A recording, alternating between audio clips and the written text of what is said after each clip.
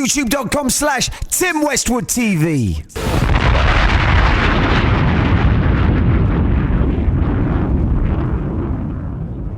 Tim Westwood TV, 50 Cent Wild family. Good to see you, man. Back in action, baby. Do you ever miss those old days of running around with Chris Lighty, chilling with Ahab in Mayfair? Oh, yeah. Those parties? We had a lot of fun. What used to go on in those parties, man? All kind of things that you don't ever tell. That you ever tell. I was there, family. I used to witness things, baby. It was crazy. Ahab was good people, man. Yeah, definitely. He's good people, man.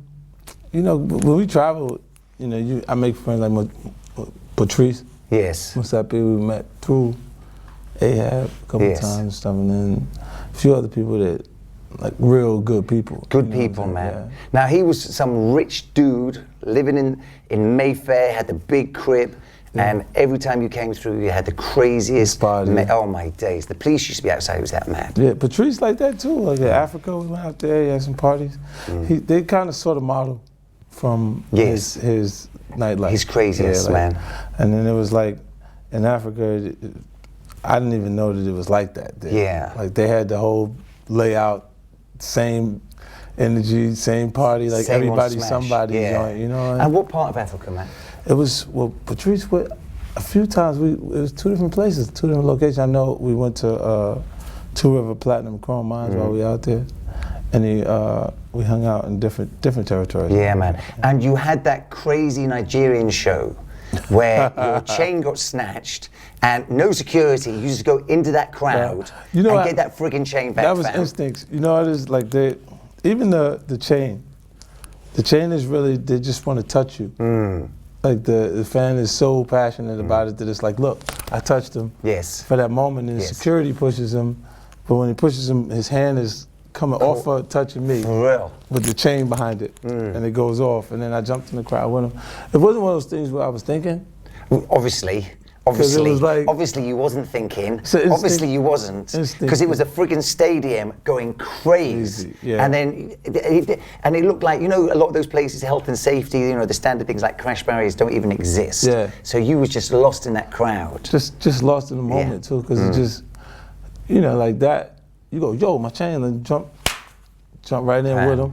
And there was another moment I remember when you seemed to lose your freaking mind.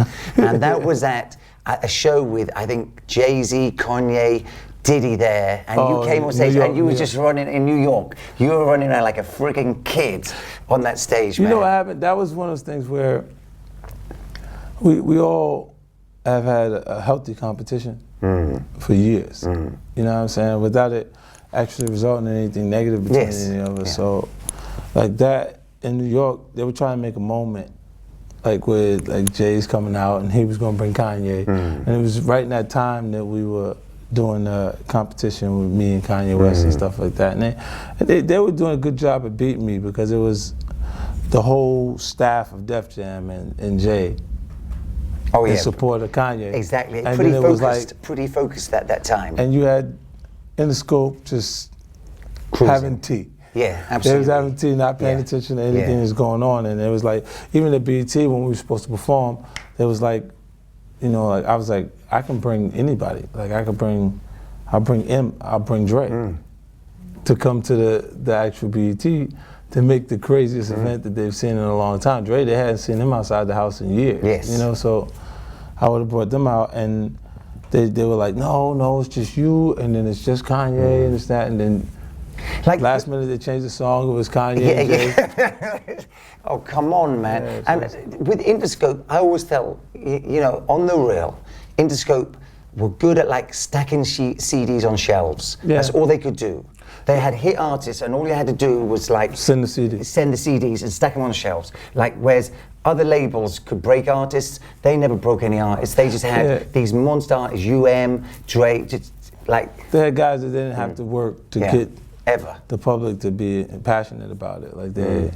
And then they, because of that, they were able to just, really friggin' lazy, man. Come on, please. Catch up too, because even the first album, you usually would see a 60% decrease after your first week sales.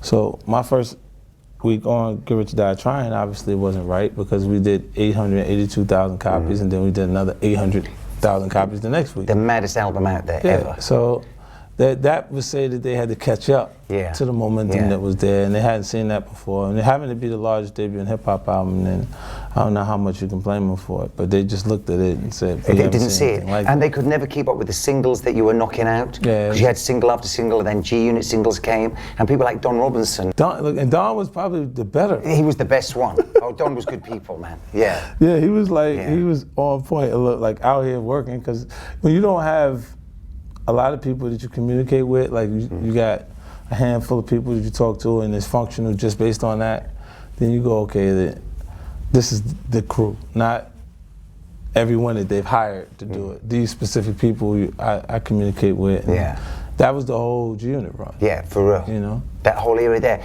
And Don was just excellent at big dogging it. Yeah, like he'd always be shouting out somebody. Like if Don was here, one of these camera guys were getting shouted out between now and the end. Like that whole big dogging it thing, it was like too much, man. It was crazy. Like we had a lot of energy, a lot of fun, man. Like a lot of positive moments from like London in general. When they ask me my favorite places, I say London because it's the first stop away from the United States. When you feel like you're becoming an international star, first stop. You're sitting in the seat in first London. Stop. Yeah. And they would bring people from different territories to interview you and talk to you, but it was in London. So like that's the point that you start to feel like I'm becoming big. For real. For the first time, like your first overseas trip, the first time you caught that passport, it's always the UK, London, man.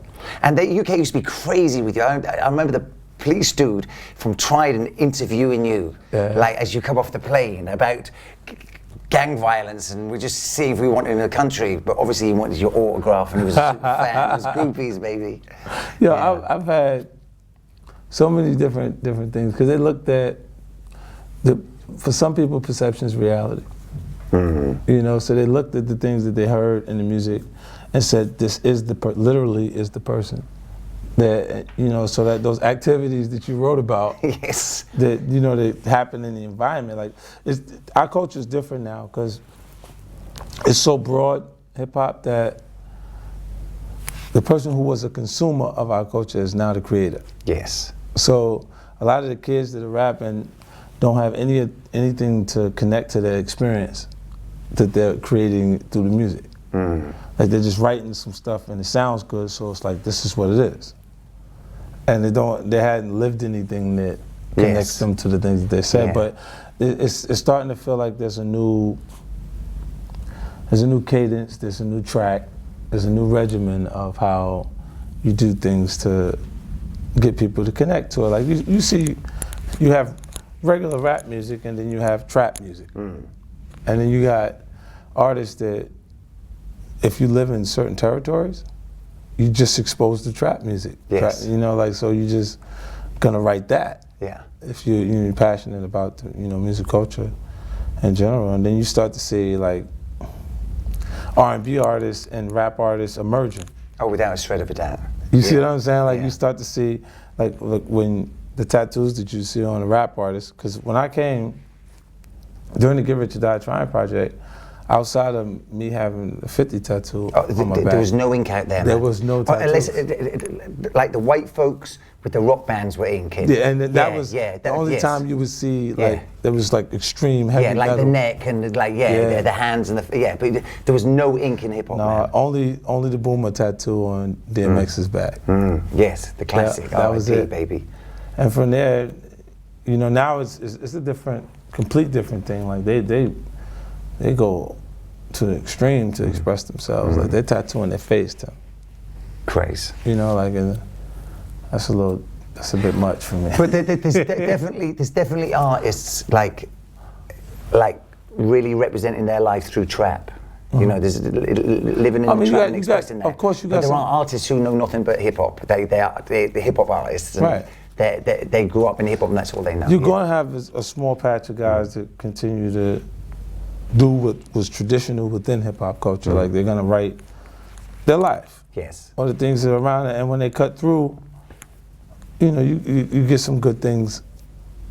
Still some good guys. Like, some real come guys. through, but there's a lot more music being created by kids that haven't experienced any of those things, that they were attracted to that kind of music, so they're writing that kind of music. Yeah, and all they know is that. Like Yeah. they're just All going, they know yo, is this that- is yeah, what's man. hot because this is what I really like, and they're writing their version of it. Yeah.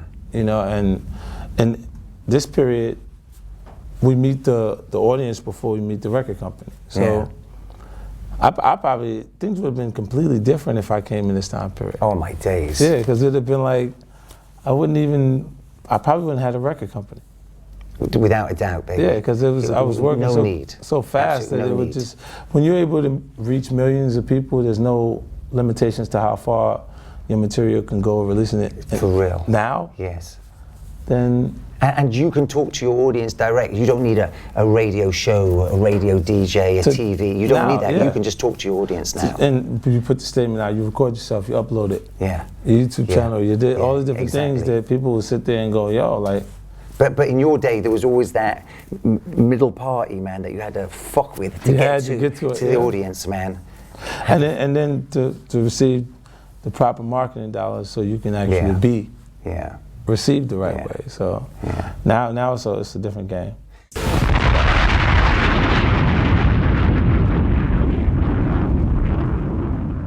YouTube.com/Tim Westwood TV.